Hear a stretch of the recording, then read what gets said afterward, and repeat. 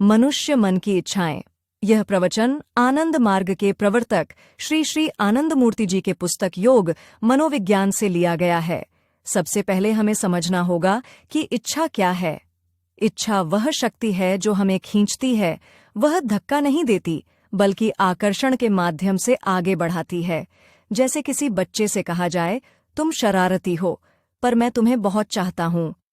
उस प्रेम का भाव बच्चे के मन को भीतर से खींचता है। मन का कार्यकारी भाग प्रेरणा के द्वारा संचालित होता है और यह प्रेरणा आकर्षण से उत्पन्न होती है। अब मानव मन की इच्छाओं को 4 प्रमुख वर्गों में समझा जा सकता है। पहला वर्ग है जन्मजात सहज प्रवृत्तियों से संबंधित मानस भौतिक इच्छाएं।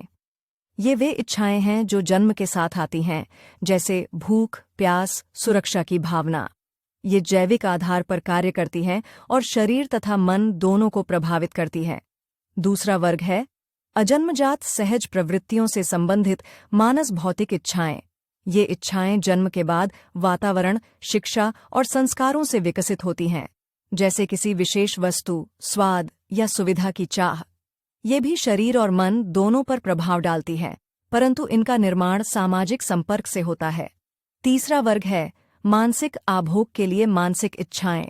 यहाँ व्यक्ति शारीरिक नहीं बल्कि मानसिक सुख चाहता है, सम्मान, प्रशंसा, ज्ञान, प्रतिष्ठा। ये इच्छाएं मन के सूक्ष्म स्तर पर कार्य करती हैं और व्यक्ति की सामाजिक दिशा तय करती हैं। चौथा और सर्वोच्च वर्ग है उच्च मनोविज्ञान और मनस्तत्व से संबंधित इच्छाएं। यह वह स्तर है जहां मन सीमित सुखों से ऊपर उठकर अनंत की ओर अग्रचायता है।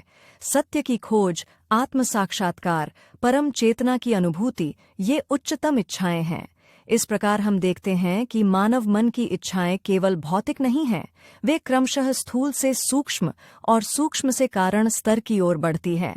अतः जैव मनोविज्ञान हमें सिखाता है कि इच्छा मनुष्य को नीचे भी खींच सकती है और ऊपर भी उठा सकती है।